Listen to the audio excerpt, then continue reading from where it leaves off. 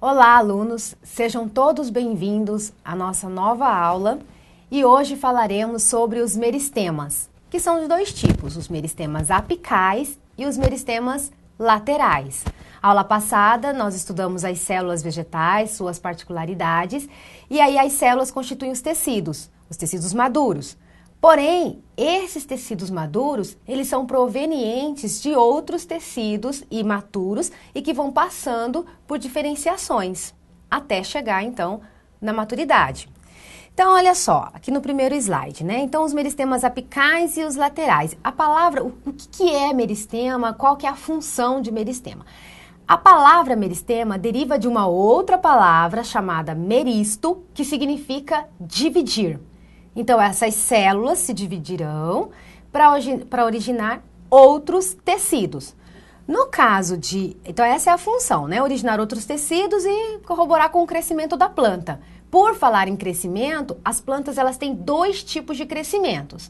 Um é o crescimento apical, longitudinal ou primário. Ou seja, ele é responsável pelo crescimento em altura da planta. E esse crescimento é dado pelo meristema apical. Já o meristema lateral, ele é responsável pelo crescimento lateral da planta, ou crescimento transversal, ou ainda crescimento secundário. E aí é o crescimento em espessura, né, em diâmetro. Então, repare, em biologia, e aí em botânica também, são sempre vários nomes para designar uma mesma coisa. Então, olha só aqui, ó, do lado esquerdo a gente vê ambas são fotos de caule, e do lado esquerdo a gente vê então uma planta, né, que não tem a espessura dessa da foto da direita. Então, essa daqui a gente está esquematizando o crescimento primário. E na foto da direita a gente está esquematizando o crescimento secundário. Vocês podem usar os termos crescimento primário e secundário, ou crescimento apical e crescimento lateral, enfim, vocês podem aplicar qualquer um dos termos. Então, olha aqui, no segundo slide, né? Então, na foto da esquerda, o meristema apical, mostrando o crescimento longitudinal. Reparem na primeira foto, lá no meristema apical, tá vendo que vocês vão verificar somente um maciço de células acinzentadas, esbranqueadas, né? É um esquema, não está desenhado as células assim bem direitinho. Mas o que eu quero mostrar nesse esquema é que as células estão diferenciadas. Ou seja, a gente não consegue visualizar quais são o seu formato, tamanho, elas são diferenciadas. À medida que você vai se afastando do ápice caulinar, os tecidos começam a diferenciar. Então, as células do meristema apical, elas se dividem, dão origem a novas células, que a gente chama de derivadas. Essas células derivadas, elas vão formar, através de divisões celulares, tecidos maduros, que está mais abaixo aqui esquematizando.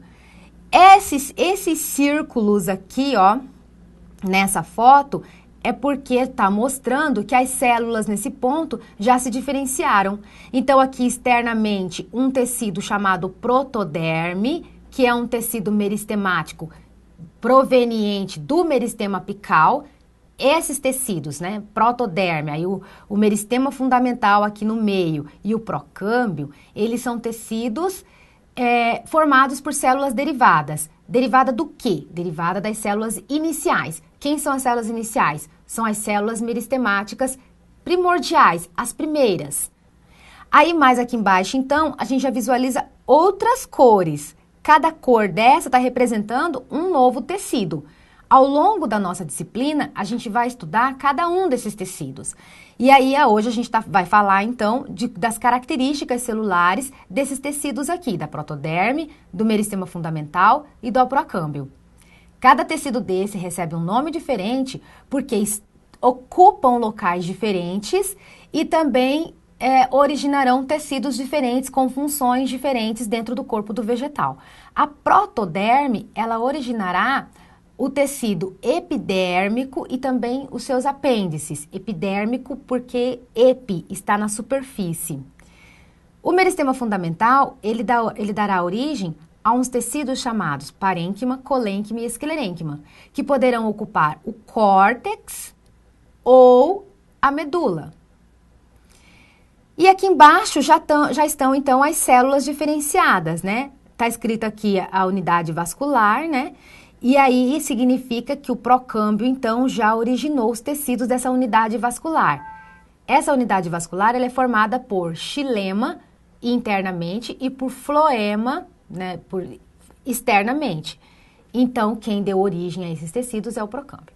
Aqui na foto da esquerda, a gente já verifica um crescimento lateral, um crescimento em espessura, que é dado pelo meristema lateral. Então, reparem que nessa foto, esse caule, ele é bem mais robusto do que esse da esquerda. E aí ele é ocupado, então, por um grande cerne aqui, uma massa de xilema, que vai atuar na condução de água e de nutrientes dissolvida nessa água. E também para o lado externo, o que chamamos de casca, ok? Quando a gente for falar de caule, a gente volta a falar sobre cada uma dessas regiões. Então, onde é que ficam os meristemas apicais? Então, aqui está mostrando nessas setas pretas, no slide 3, eles podem ficar tanto no ápice da planta, quanto na axila foliar. A axila foliar é aqui na base da folha. E aí pode ser na base do limbo ou na base do pecíolo, se a folha tiver ou não pecíolo, tá ok? Então, nessas regiões estão localizados os meristemas apicais, responsáveis, então, pelo crescimento primário da planta.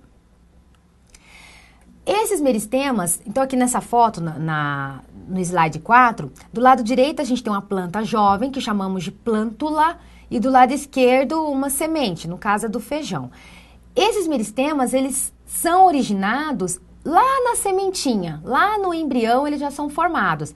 Mas, desde já, mesmo que as células estejam indiferenciadas, eles já ocupam as posições que ocuparão na planta.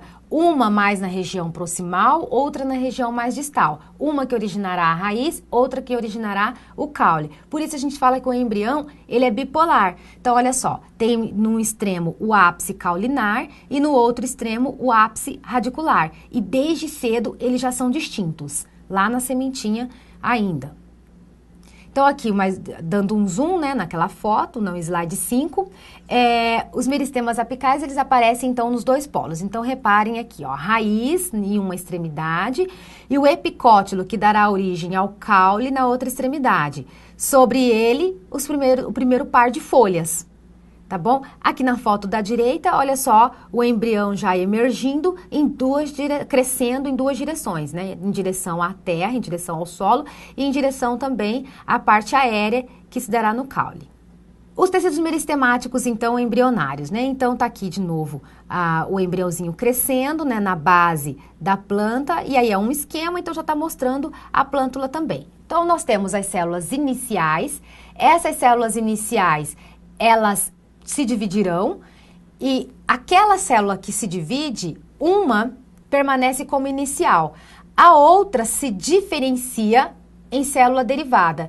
Essa célula derivada, ela se divide novamente e forma, sucessivamente, e forma o tecido maduro. Essas células derivadas formarão aqueles tecidos meristemáticos que eu acabei de comentar, que é a protoderme, o meristema fundamental e o procâmbio. Essas células, né, vamos ver as características celulares delas aqui, ó. Elas têm intensa atividade mitótica, claro, elas precisam originar outros tecidos. Elas são muito diminutas, né, ou seja, um tamanho reduzido.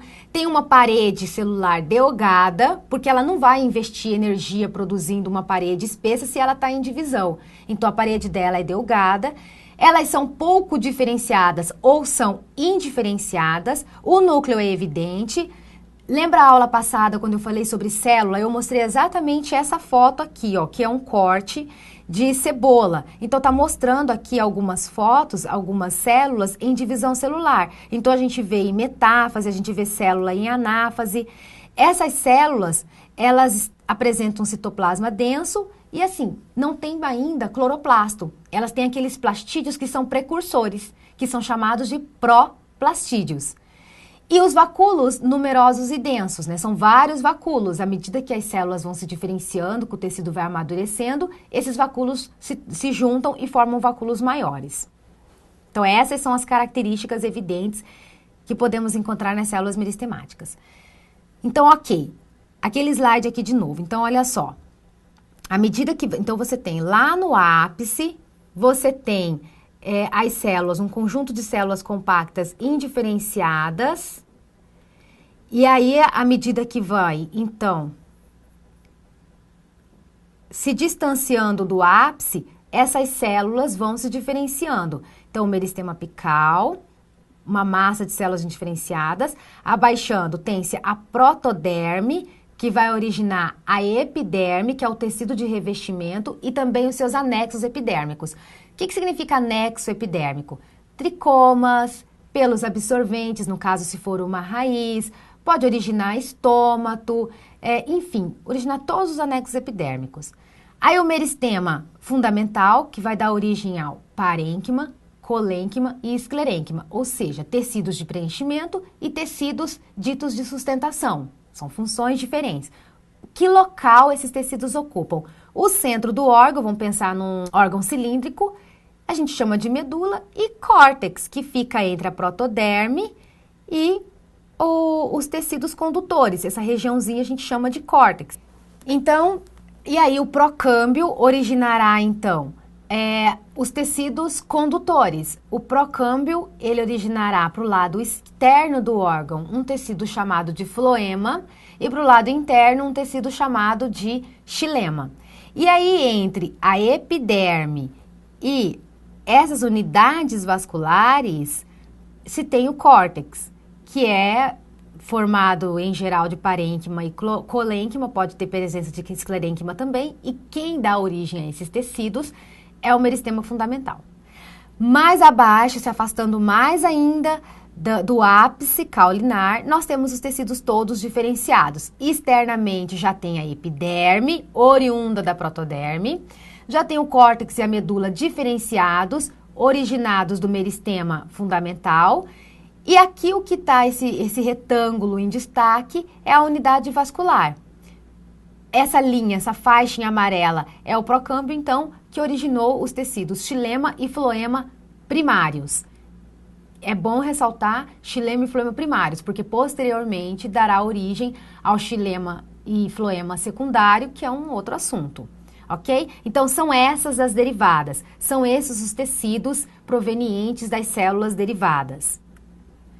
Aqui do lado esquerdo, no slide 9, então tem uma raiz, né? Do lado direito, o caule. Então, aqui na raiz, os tecidos, eles são os mesmos, só que a posição dos tecidos será um pouco diferente. Então, por exemplo, olha só aqui as unidades vasculares no caule, tá vendo? Ó, xilema e floema, eles ficam ali paralelos, né? Já na raiz, olha só, o que está em vermelho é o xilema, então ele forma arcos, né? Então, isso aqui, quando a gente falar sobre a raiz, eu vou explicar certinho o que significa esses arcos aqui.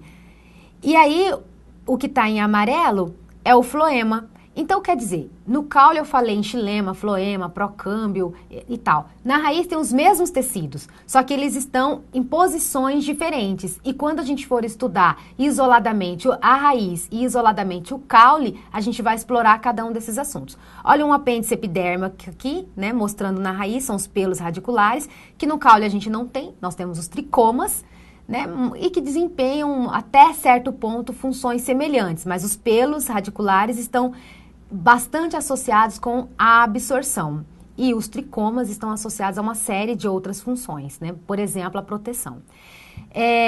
Aqui na foto, se a gente comparar a foto da direita, né, as figuras B e C, o que a gente pode observar de diferente? A gente observa uma linha, é como se ela estivesse ligando as unidades vasculares. Na verdade, é porque é assim. Na figura B, a gente tem um procâmbio entre o xilema e o floema. Esse procâmbio, ele origina, então, o xilema e o floema, e resquícios de células procambiais originarão o câmbio vascular. E o câmbio já é um outro meristema, é um meristema lateral, que a gente logo vai estudar na sequência. Então, a gente já sabe, né, que a origem do câmbio aqui é procambial.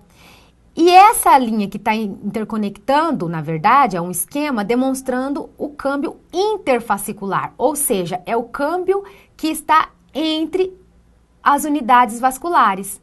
E qual é a origem dele aqui? Essas células parenquimáticas presentes no córtex. Então, comparando lá em cima, na imagem A, ainda não estão diferenciados, você tem as células derivadas ali, protoderme, procâmera, sistema fundamental.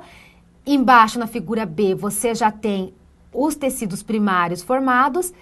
E na C, você já começa a formar alguns tecidos secundários. Começa, ok? Começa, não estão formados ainda totalmente.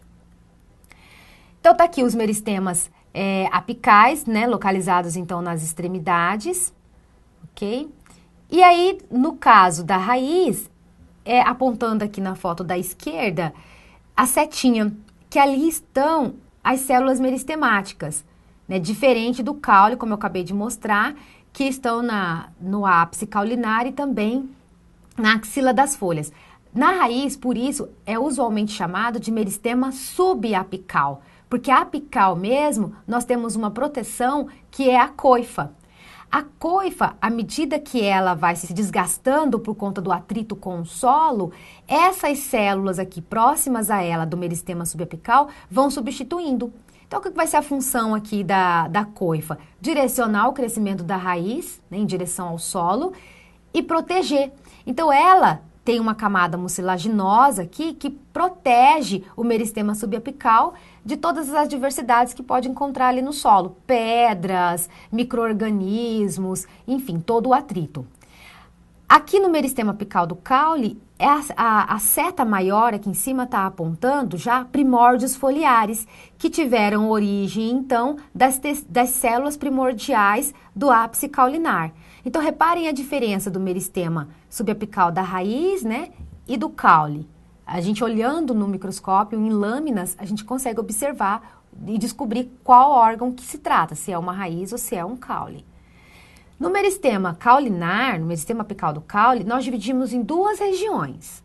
Acompanhe aqui no slide 12, né? A túnica e o corpo.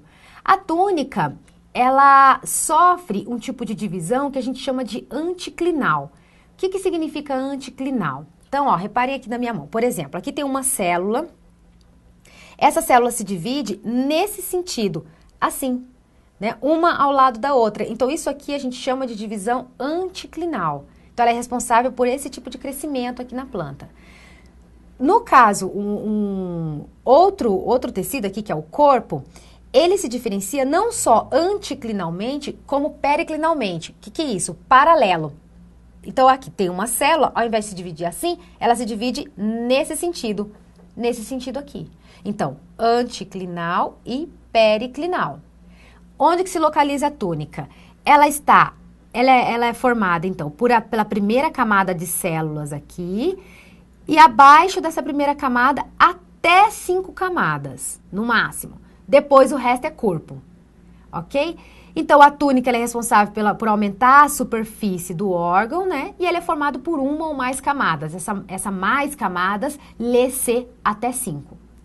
E já o corpo, ele está abaixo da túnica e sofre vários planos de divisão, tanto periclinal quanto anticlinal, ok? Aí aqui, então, né, um destaque no slide 13, né, a túnica mostrando ali em cima e o corpo logo abaixo da túnica. Então, aqui compõe o grupo de células iniciais do meristema apical do caule. Isso aqui, no caso de angiospermas, que é o foco da nossa disciplina. Mas a título de curiosidade, olha aqui no slide 14, essa seta apontando uma única célula apical. No caso de criptógamas, é o que ocorre. Lembrando as criptógamas, as briófitas e as pteridófitas, elas não têm o corpo e a túnica. Elas têm uma célula apenas apical. Ok?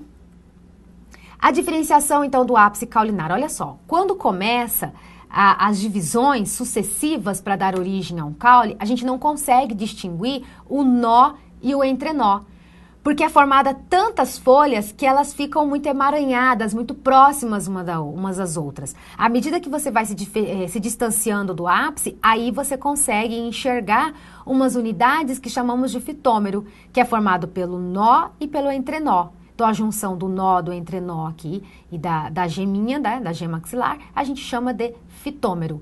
Então, o caule é formado por unidades repetitivas desse fitômero. E que no início, quando ocorre a formação dele, a gente não consegue distinguir. E à medida que vão ocorrendo as divisões celulares, o caule vai se diferenciando, a gente consegue, então, diferenciar certinho o que é nó, o que é entrenó. E aí, as gemas axilares localizadas aqui nos nós, tá? Que darão origem aos ramos laterais. Olha só lá no início, então, aqui, ó. Todos esses risquinhos aqui são folhas, né? São primórdios foliares. Tá vendo? A gente não consegue distinguir os nós e o entrenós. À medida que a gente vai se distanciando, a gente consegue verificar a distinção entre eles. Essas gemas laterais, elas podem originar tanto ramos vegetativos quanto ramos reprodutivos. E aí, esses ramos reprodutivos, eles serão diferentes. Eles serão um pouco mais alargados, eles também vão diferenciar nos padrões de divisão celular, né, no padrão de mitose, no tamanho. E aí eles param, né, quando vai formar um ramo reprodutivo, ele cessa a produção de células vegetativas, né, de folhas vegetativas, e começa então a produzir o meristema floral, a produzir então estruturas florais, como as sépalas, aqui externamente as sépalas, internamente as pétalas e mais internos os verticilos relacionados diretamente com a reprodução. Ok? Meristema subapical da raiz. Então, tá aqui mostrando em destaque o embriãozinho, né? No ápice do embrião, na ponta dele, a raiz. Fazendo um corte disso, tá aqui o esquema, diferenciando as diferentes partes da raiz, que nós já estudamos nas aulas de morfologia, mas eu quero chamar a atenção para a coifa, que é essa estrutura aqui, na foto da direita está em destaque.